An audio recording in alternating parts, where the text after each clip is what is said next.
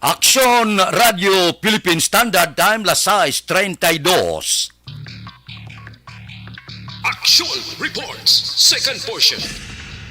Di kalidad, kag madalong nga mga analisis sa pinakainit na balita sa bilog na probinsya kag nasyon. Actual Reports, second portion. Patas kag balanse nga komentaryo sa mga issues kag mga balita nga nagaapekto sa mga pumuluyo sa adlaw-adlaw nga tanan. Actual Reports, second portion. Upod sa veterano kag respetado nga komentarista, Aksyon Fred Salanga. Karon nga adlaw, Martes, pitsa 10 na bulan sang Enero, tuig 2023. Anano naman nga mga balita kag isyo ang aton talakayon para karon nga adlaw. Desisyon sang Las Piñas City Regional Trial Court o question ko no sang mga abogado sang human rights. Ang kartel sa likod sa pagsaka sa preso sang sibuyas sa merkado. Sorpresa ko no nga pagpangusi sa inspeksyon sa mga budiga kag subuman sa mga cold storage ginaduso sang isa ka senador. National Telecommunication Commission nagapati makaparehistro ang tanan sang ila SIM card sa bulan sang Abril. Kung may panahon kuting-kutingon taman ang pagduso naman sang silot nga kamatayon. Ining mga balita kag isyo idulong sa aton sang Barangay 684. Drama komedya nga nagatalakay sa mga hitabo sa kabuhi, isyu politikal, siyensya, kag kinaugali sa surut kag guwa sang pungsod Pilipinas. Oh my God! Wow! Ang mga tagpalamati, magkakadlaw sa pagbabati paagi sa kalaglawan ng mga characters, kag mga eksena sa atong drama komedya nga mahimo nagakatabo sa ila kasilingan, kapitan. Yo Philippine Standard Time, las 6:34 na ang grupo sang human rights nga mga abogado na tingala kag nagapamangkot kun nga ang Las Piñas City Regional Trial Court naglubad sang kaso sang anak ni Justice Secretary Jesus Crispin Remulla sa sulod lang sang mga 79 kaadlaw. Porte no? Suno sining mga abogado may ara linibo ka mga drug suspect nga nanimaho na sa bilangguan, tinuig na, nagahulat sang disposisyon sa ila kaso. Ang iba napatay na, wala gid matagan kay gayunan nga hiringon ang ila kaso sa korte. Ang malipot, daw ginkamul-kamul, daw magic nga trial kay Juanito Jose Remulla III, isa kuno sang pinasahi nga desisyon kag nagdulot ini sang wala pagsalig sang pumuluyo pila ka adlaw sa justice system. Disbintaha kuno nga hindi ka kilala, hindi ka manggaran, kag hindi ka anak sa mga opisyal. Ang ila trial sa korte mangin ilusyon lang, nya daw damgo lang kung imol ka, kung la kangalan, hindi ka bata sa kilala nga mga personalidad, wala kagid. Ang kahilwayan mo kagiringon sa kaso magapabilin nga damgo. Porte, no? Amuning arangkada sa National Union of People's Lawyer sa pungsod Pilipinas. Tuod man, si 79 bilang kaadlaw para sa Las Piñas Regional Trial Court i-arrange si Juanito Jose Remulla pagpatigayon sang pre-trial, pagbaton sang ebidensya kag pagpamatbat. Nya daw porte ba? First time sa istorya sa justice system. Porte kadasig sang desisyon. Amo ning ginapamangkot na tingala sila mo. Nya ti ano ini nga kasi desisyon natun-an ini sang maayo? Kay siling nila ang prosecutor nga ara sa idalom sang Department of Justice. Kabalo naman kamo nga si Remulla amo ang Justice Secretary. Pero gapanginwala gid si Remulla mo nya wala gi ko gilabot na. Wala gi ko katandog sang kaso na sa bata ko. Pero makatilingala no. Gapakilala lang nga sa pungsod Pilipinas kung kwartahan ka, kung may ngalan ka, kag kung kilala nga personalidad ang pamilya mo, daw kaabtik lang, no? Daw kadasig lang, desisyon agad-agad. Pero kung imol ka, wala ka kikilala, hindi ka gid bation sa sosyudad, pobre ka lang. Ang iban, wala sala na nimaho sa bilangguan, hasta subong wala kagwa, hasta subong wala mahiring ang kaso. Pobre man, no? Amo na siling nila double standard ang tao. Lain ang laye sa manggaranon, lain ang laye sa imol. Palariho lang kita, no, hindi. Palariho lang kita kon gauntay ng buol tatanan. Aksyon Radio Philippine Standard Time, Lasay 39. Balik ako pagkatapos ini. This is my life.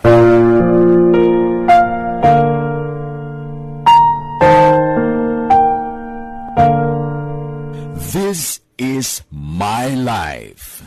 Ang tagsa katawo may kaugalingon nga istorya. Ang tagsa katawo may pinasahi nga inagihan sa kabuhi.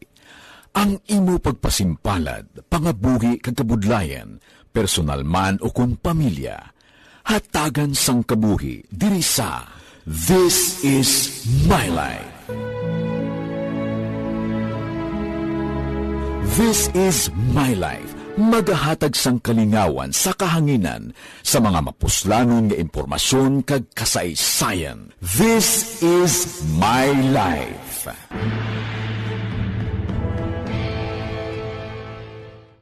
Timbangan sang katarungan. Timbangan sang katarungan. Panatuntunan sa mga individual nga nagatalagay sang ilang kabuhi nga nakahimo sa mga butang nga may salabton sa kasuguan.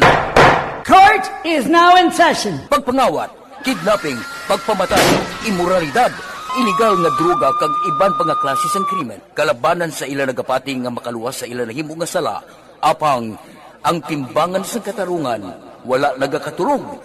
Kag madabat ang sinuman nga matuon nga nakasala, kag mahatagan hustisya ang wala sang sala. Ang tanan dapat alalangay lang. Timbangan sang katarungan. Mabatian kada hapon pagkatapos ng drama, mensahe sang paghigugma.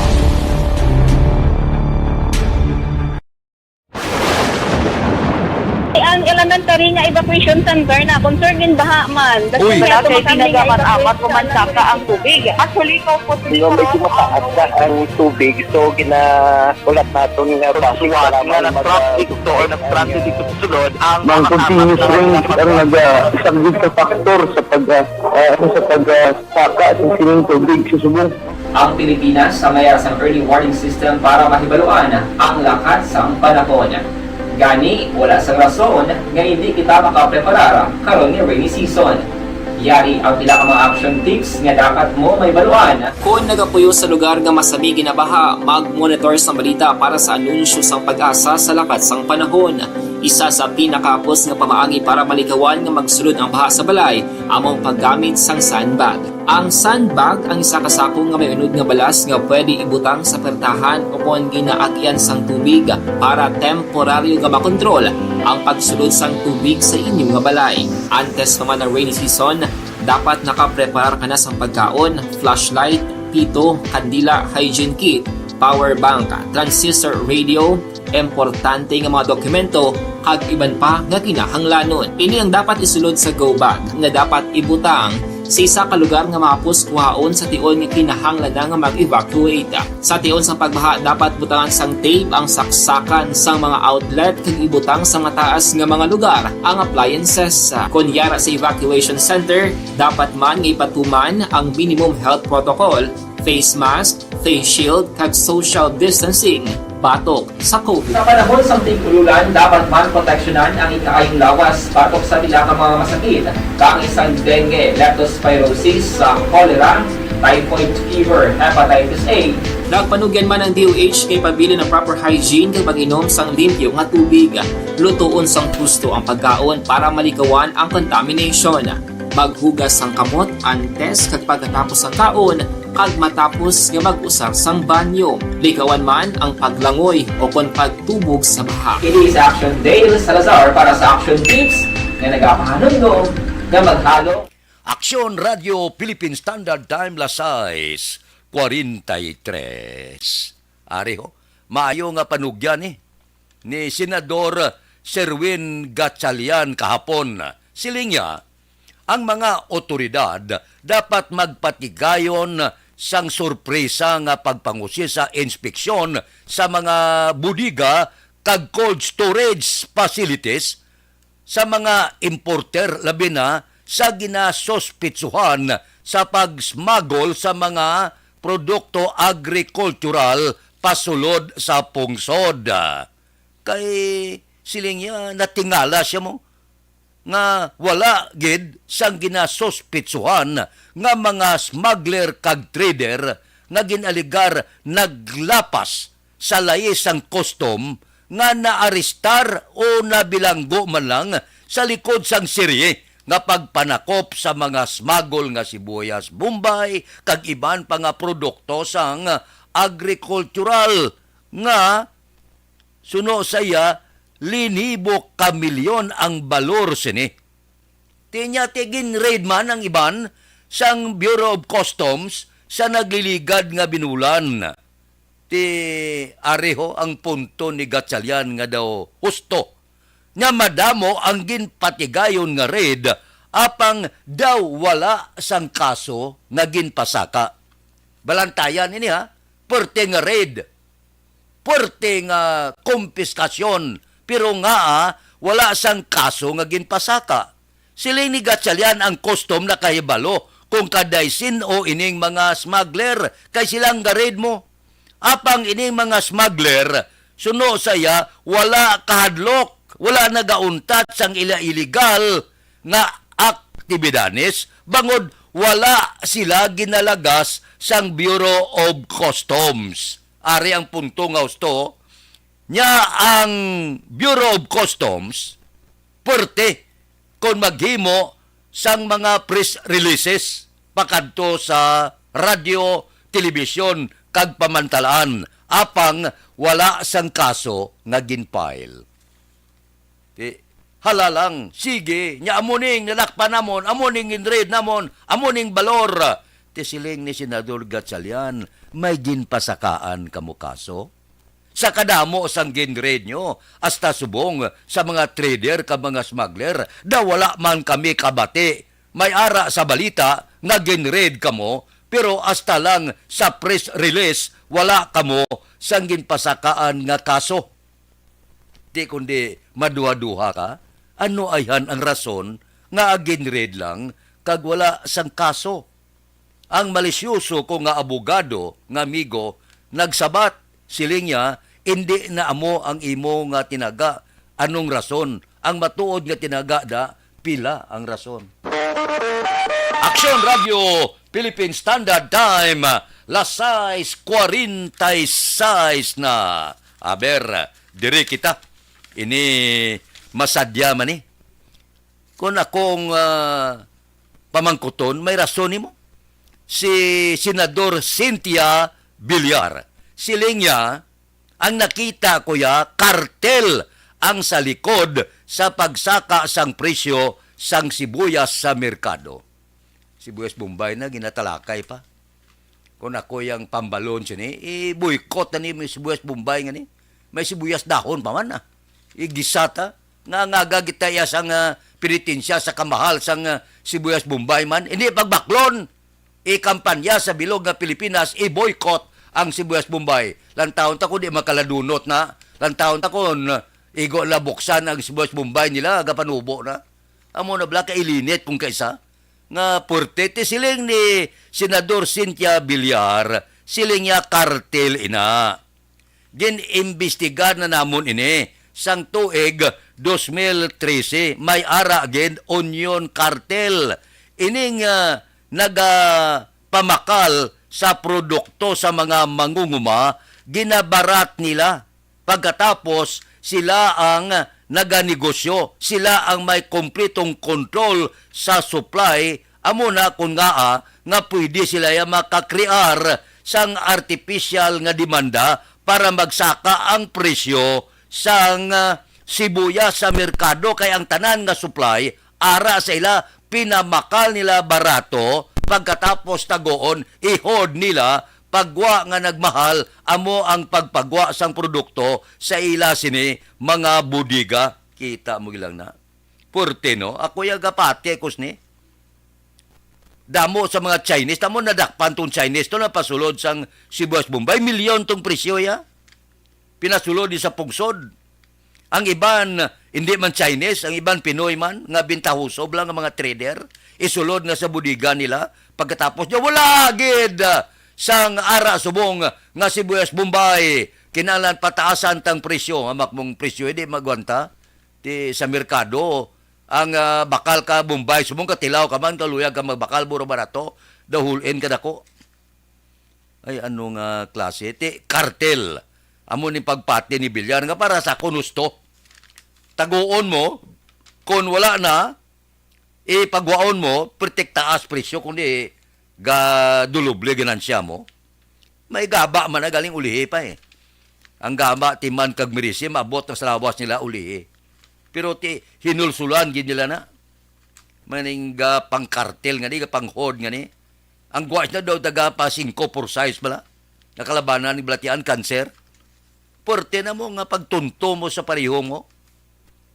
Binarat mo na ang pagbakal sa mga mangunguma, pagkatapos tinago mo, igo mo pagwaon ang presyo, daw taga lumapaw na. Porte, no? Pagkatapos, tigataw ganay, ni sila mong ginakartel nila bla. Nya hilo, si Kwane, may pilaksako kagintago da. Nya ako, hindi 200 kasako. Nya imo, hindi pa buy da. Buyan talang ni kon, taga lumapaw ng presyo para magdulubling ganansya ta. Porte ni sila.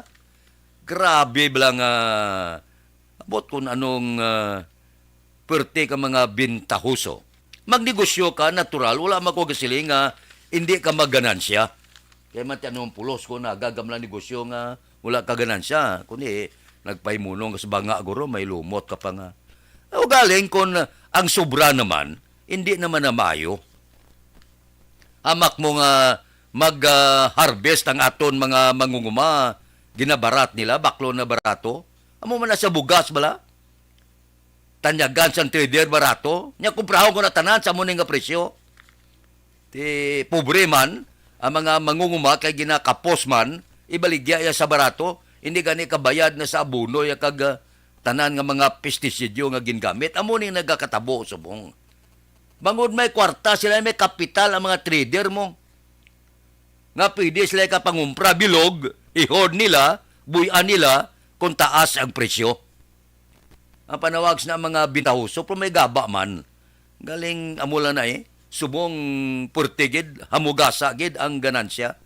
Ti hindi na sila makabatyag sang gaba, basta purting gasulod nga kwarta. Man ang ingat sang kwarta kagang purting ganansya, kapalipay sila mo. Ang merkado ikaw ya, nga mga prosaton nga mga imol, baka lang kita nang dahulin kadako nga Sibuyas Bombay. Ako ya panawagan ko kung mag-amo mula ng plastada, i-boycott na ton sa bilog nga pungsod Pilipinas, hindi ta pagbaklon ang mga Sibuyas Bombay. Ilang taon tabi ko hindi magkaladunot na. Amo nang dapat isabat sa ilam mo. Daw halit bala. Ti nga agid nga kung hindi kakabutang Sibuyas Bombay sa ginisa mo, mapatay ka gid. Kada mo sang sarang da bulos. Parang padudlaon taman ni sila. Hindi ta pagbaklon. Igo lang na buksan na budiga nilang Sibuyas Bombay nila namuhi na. Wala sa bakal mo. Tantaon ta kon hindi lang pag-ihaboy sa merkado. Amo na balang nagakatabo. Nagsaga daw sobra na. Amak mga karon nga tuig lang kag nagligad hana matapos ang tuig 2022 ang issue iya Sibuyas Bombay, di ka kita na man. Tani may ayad na kung mga bugas ba. Pati si Buyas Bombay, daw ga ugtas kita, daw himuon pa nga daw number 1 nga isyu.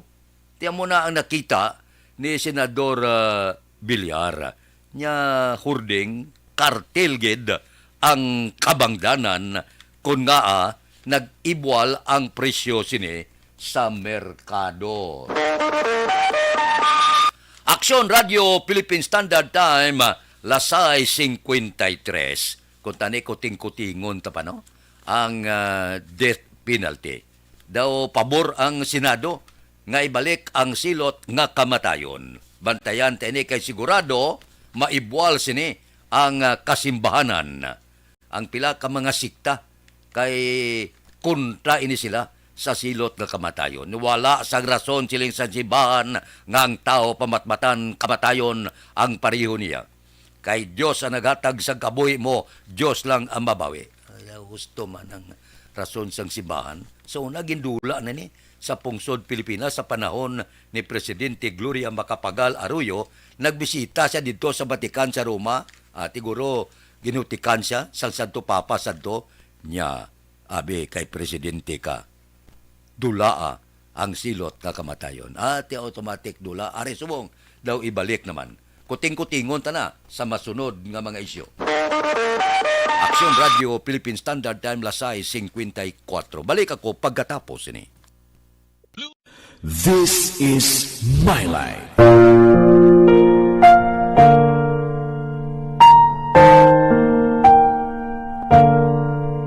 This is My Life. Ang tagsa katawo may kaugalingon nga istorya. Ang tagsa katawo may pinasahi nga inagihan sa kabuhi. Ang imo pagpasimpalad, pangabuhi kag kabudlayan, personal man o kung pamilya, hatagan sang kabuhi diri sa This is My Life. This is My Life. Magahatag sang kalingawan sa kahanginan sa mga mapuslanon nga impormasyon kag kasaysayan. This is My Life.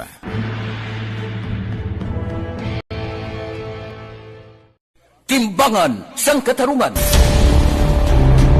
Timbangan sang katarungan.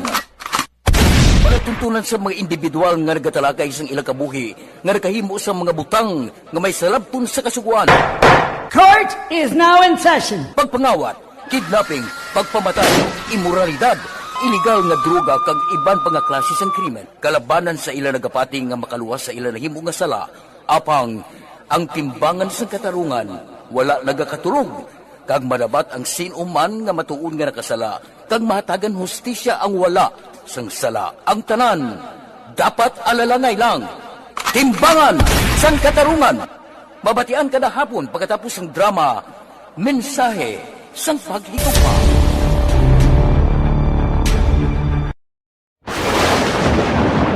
Ang elementary nga evacuation center na concern din baha man. Uy. Kaya Kaya ginagaman-amat kumansaka ang tubig. Actually, ko po medyo mataas na ang tubig. So, ginaulat natin nga Pagsuwat nga ng traffic to or ng traffic dito sa sulod ang mga continuous rain ang nag-isang sa factor sa pagsaka sa sining tubig sa subong. Ang Pilipinas sa mayroon sa early warning system para mahibaluan ang lakas ng panahon. Gani, wala sang rason nga hindi kita makapreparara karon ni rainy season. Yari ang pila ka mga action tips nga dapat mo may baluan. Kung nagapuyo sa lugar nga masabi ginabaha, mag-monitor sa balita para sa anunsyo sang pag-asa sa lakat sang panahon.